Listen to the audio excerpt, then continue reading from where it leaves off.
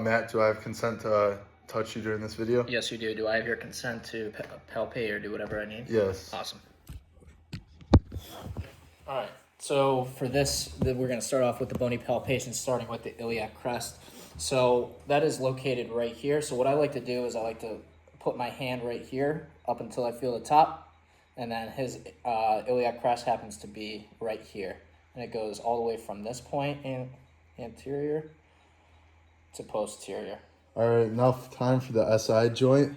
It's going to be located right here during the near the dimples, right near the spine, lateral to the spine. So this is testing for the ischial tuberosity. You're going to ask your patient to lay on his side.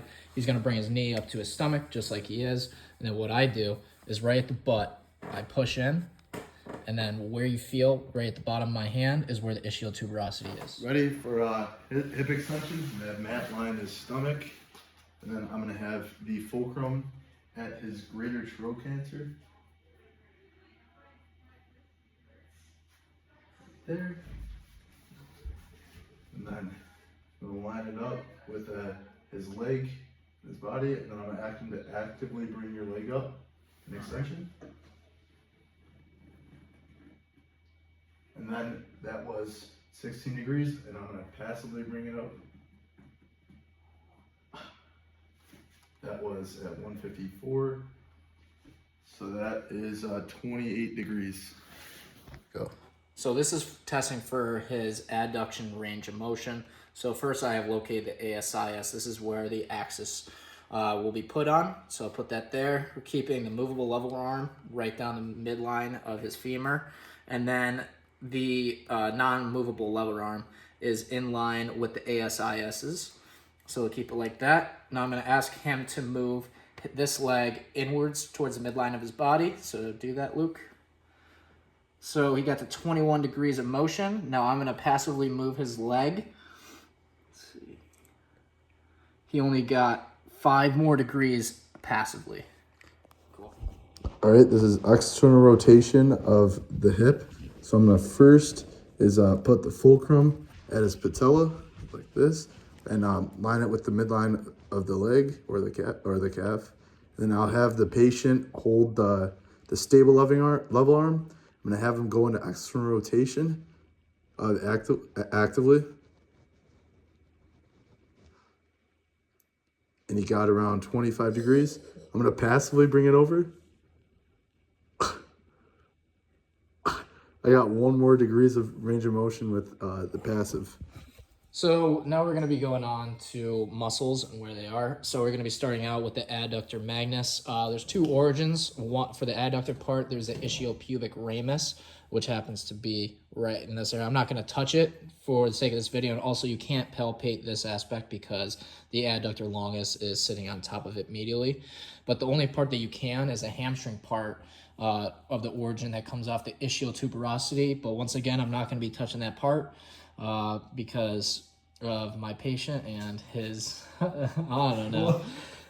So, and then it inserts onto the posterior aspect of the proximal femur. So it runs like from this midpoint all the way down to the back of the femur right back here. The actions that it perform is adduction and external rotation.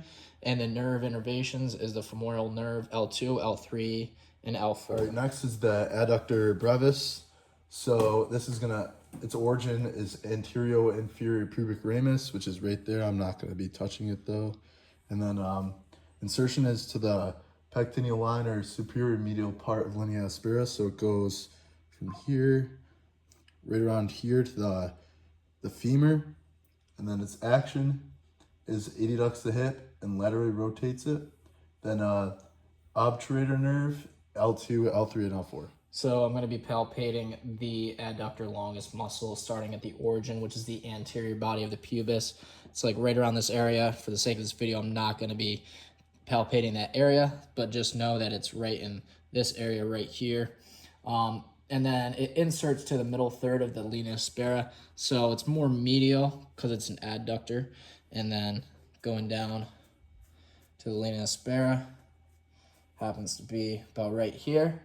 The actions that this muscle performs is adduction of the hip, little laterally rotating the hip, flexing the hip, and the innervation nerves are L2, L3, L4 of the obturator. Next is the pectineus.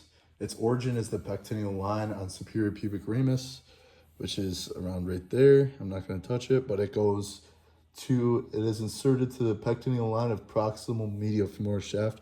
So it goes the inner part, the medial femoral shaft around right there, is medial to the sartorius, and its action is hip adduction and flexing the hip, femoral nerve, L2, L3, and L4. So the muscle that I will now be testing on Luke is the gracilis. So starting at the origin is the lower margin of the pubic bone. I'm not going to get all the way up in there, but it is right in this area that I'm pointing to right now, going all the way to the insertion line, which happens to be the superior shaft of the tibia in between the sartorius and semitendinosus insertions. So right at this point, I asked him to flex his knee because this is one of the actions it performs. The other action that it performs is it adducts the hip and also medially rotates the knee when flexed. The innervation is the obturator nerve, L2, L3, L4. So now what I'm going to do is I'm going to palpate along the muscle up until I get to the superior medial shaft of the tibia, which is right here. And that's how I know that's where the muscle is. All right, next one is the tensor fasciae latae. Its origin is the anterior superior iliac spine, which I'm going to palpate, which is right there. And then it inserts onto the iliotibial band, which is right here. I'm going to ask him to abduct his leg. Yeah, you can feel the I band right there. So it goes from there to there. Its action is hip abduction and hip medial rotation, and his nerve is superior gluteal nerve, L4, 5, and S1. All right, to test for the tensor fasciae latae, I'm going to have him go into extension and I'm going to resist it. And you can feel the tensor fasciae lata fire right here. So we're going to be going over the gluteus maximus now, starting with the origin, which is the posterior surface of the ilium, which happens to be back in this area right here, which I am not willing to palpate here on Luke, even though we're close enough of friends. The insertion is to the upper posterior surface of the femur, so that would be all the way to here. The action that it performs is hip extension, hip lateral rotation, and hip abduction for the middle and upper fibers. The innervation, or nerve roots, is a quadratus femoris branch of the nerve all the way to the quadratus femoris and inferior gemellus, L5 and S1. Here's next is the femoral triangle, which the lateral border is the sartorius. The medial border is adductor longus, and inguinal ligament, which is the superior border. So for the sartorius, the origin is the acis. So I'm going to find that right there. And then the insertion is superior medial tibial. So it tracks around here to the medial, and I'm going to have him flexion of the hip, and you can feel it firing right there. Then right to there. Then to the acis. And then its nerve roots are femoral nerve L2, 3, and 4. The inguinal ligament is the superior border, and it starts from the acis, so right there. It goes to the pubic tubercle. I'm not going to touch it, but it goes right over here, right there, and then it's the triangle. So now we're going to be going over the sciatic nerve.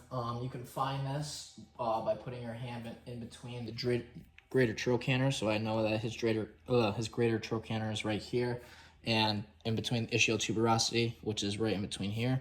And then the groove that's in between there is where the sciatic nerve would be. The nerve roots of the sciatic nerve is L4, L5, S1, S2. All right, this is the sacroiliac ligament, and this is between the sacrum and ilium. And I'm going to first find his PSIS, and it's going to be inferior to that and down medial, and it's going to be right there. Okay, so now we're going to be muscle testing the rectus femoris. So you have your patient laying on his back, just like how he is. And now what I'm going to ask him to do is extend your knee. Now flex your hip, bring it up to the sky. Perfect. Just like that. That is his active. Now I'm going to get into active resistive. So I'm going to have my hand right above the patella, my other hand right above the ankles. And now what I'm going to do is have him do that same motion and now resist it. Okay, go. Good.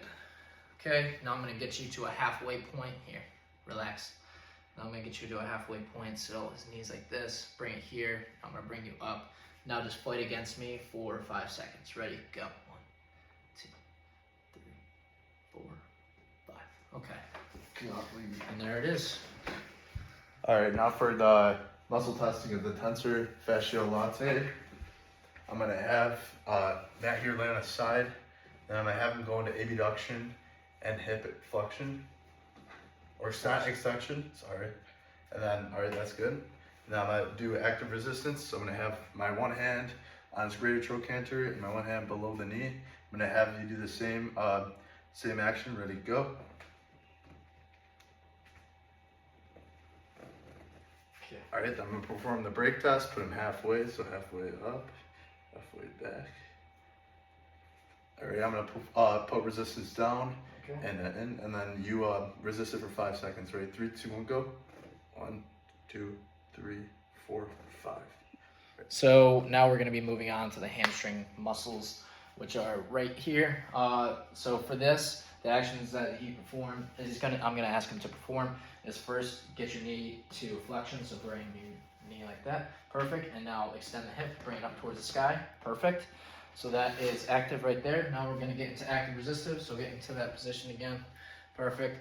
One hand right above the ankle, the other hand right above the knee. And now I'm going to be resisting that movement. Go on you. Ready? Perfect. Now I'm going to get him to a halfway point right there. I'm going to bring him up. I'm going to push down, push back. You fight against that for 5 seconds. Ready? Go. 1, 2, 3, 4, 5. Perfect. That's how you do it. All right, so now we're going to be doing the muscle testing for the gluteus minimus muscle. So what I'm going to have Luke here do is sit like he is now with his legs sitting on the table. I'm going to have him bring his leg towards the inside and now rotate your leg outwards. Perfect. With this leg. No, I'll do this one because it'll be easier for him to see. All right, now go back inwards again. Now I'm going to apply resistance outward this way, and then you're going to fight against it. Ready, go. Okay, perfect. Now I'm going to hold you at halfway point. I'm going to push inwards, you push against me for 5 seconds. Ready, go. 1, 2, 3, 4, 5. Perfect. That's how it's done. All right, for the Taylor's test, this Artorias, I'm gonna have Matt lay on his back. What I'm gonna have him do is bring this leg over this leg when his one leg's at 90. Ready, go. So this is flexion of the hip. This is externally rotated hip and flexion of the knee. So I'm gonna have my one hand right above the patella and my other hand right here. And I'm gonna provide resistance the other way of that motion. Ready, this same motion. 3, 2, 1, go. All right, that's good. I'll bring him it's a break test, so I'll bring him halfway like that. And I'm gonna perform down. Ready for 5 seconds. 3, 2, 1, go. 2, 3, 4. All right, so now we're going to be doing the special test, starting off with the Thomas test. What this looks for is hip flexor tightness, in particular of the iliopsoas, the tensor fasciae lata, and also the rectus femoris. So for this test, what I'm going to ask Luke to do is sit like he is now. He's sitting supinely. He's got his legs hanging off the table. Now what I'm going to ask you to do is extend this knee and bring it up towards the sky so you can get into hip flexion. So now we're looking to see is if the femur comes off the table. You can do this by looking and seeing if it does a little bit, and also you can put your hand underneath like this to see if it does. He does have a little bit of it. That indicates that he is positive. All right, so the next test is the Ober's test. This test for tight tensor fasciae lata. So what I have Matt do is sit on his side and bring his one leg is flexed and in front, and the other leg I'm going to put an extension in the back. What I'm going to have him do, I'm going to have my one hand on the other leg crest and below the knee, and I'm going to bring his leg up, and then I'm going to push down, and if If his leg isn't letting me push down, that's a positive. Or if his pelvis moves on the iliac crust, then it's also a positive. All right, ready? So I'm bring you up. I'm gonna put resistance right here. Ready, 3, 2, 1, go. Down. She's pretty good. Let's do it again. Let's see, look at the pelvis. Yep. Right, The for pelvis. the Trendelenburg test. This shows the disc problem. What I have Matt do is stand on one leg. And then a positive would be a torso will tilt like downward. So tilt your hip downward like that. It would be like that. And then bilaterally do it the other leg too. So this is Yeah, so and then this would be positive. Yep. Perfect. All right, next one is the scoring test. I'm gonna have Matt lay on his back. And this is for torn labrum in the hip. What we're looking for during this test is any clicking or popping. So first I'm gonna have Matt flex his knee up. Then I'm gonna push down with a force, then internally rotate, and then start rotating it. And if we hear any clicking or pain, it's a positive. So this next special test we're going to be doing is a Craig's test. So first what we're going to do is have the patient lying prone. This is easiest to do when you have 2 other people. That doesn't include the patient. So I would need another person to be able to use a goniometer to see what I get. So what we're looking for is anteroversion or retroversion. What anteroversion is when you bring his knee up like this, and then you move it externally and internally. If it's greater than 15 degrees, then this is a sign that there is anteroversion when internal rotation goes on. If there's less than 8 degrees, this is a sign of having retroversion. So what I would do, and obviously the normal ranges go between 8 and 15. So I would get him into knee flexion like this. I would have the axis of the goniometer right in line with this, and actually, can you bring your leg off the table? Yeah. Perfect, just like that. So what you would do is line your axis right up with the patellar tendon. The non-movable lever arm is in line with the shaft of the tibia, and then you're looking to see where you feel the greater trochanter right here, where it's most prominent. Yeah, this is testing for anteroversion or retroversion. So this test is the long sitting test. So the first one that we're going to be doing is I'm going to have him bring his knees all the way to his chest and hug him. Now extend your legs all the way back out again. Now I'm going to push to the front of his feet, looking to see if there's any leg length difference. And when looking down, it seems to be that his left leg is just a little bit longer than his right. The other version of this is now that he's laying down. Now can you sit up? And now we're pushing his feet back again. And it still looks as if his left leg is still a little bit longer. And what we're looking at is the heels, seeing how the heels look. And to me, looking down, it seemed as if the left leg was just a little bit longer. What this test is showing, it can be either the ilium is rotated anteriorly and downwards, or it's rotated posteriorly and upwards. That's what we're trying to look for with this test.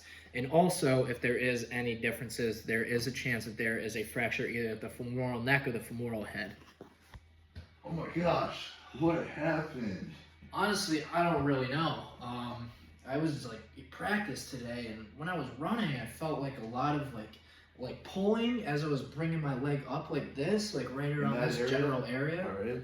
And then what sport do you play? I play lacrosse. And how old are you? I'm 22. And then how many, what previous medical history I never had really problems other than like an ACL reconstruction, but no problems in my hip or anything. When does the pain happen? It's usually when like I run, like this is towards like the mid part of practice when like we're fully getting into it. Like at the beginning it's totally fine. When I walk it's totally fine. But it's only when I'm running and like I said, when I bring my knee up like this.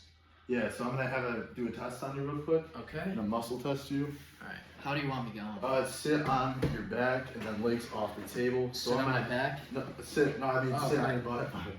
And then I'll have you flex the hip up like this, bring your knee all the way to the ceiling. Okay. Does that hurt? No, it doesn't really hurt. Alright, I'm gonna actively resist it. I'm gonna apply pressure. Yeah. Ready, 3, 2, 1, go. Oh. Alright. That hurts. So, yeah, it looks like to be a grade 3 because you were able to do the full range of motion. Yeah. But you weren't able to do it with resistance. Okay. So what I'm gonna have you do is ice Okay. rest, ice, and elevate for the first 24 hours. Okay. And for the next 48 hours, I'm gonna have you stretch and strengthen the muscles of the iliac psoas. Okay. And then you should be fine from there, and we'll keep in touch. All right. Sounds good. Thank you very Perfect. much. Yeah, I think.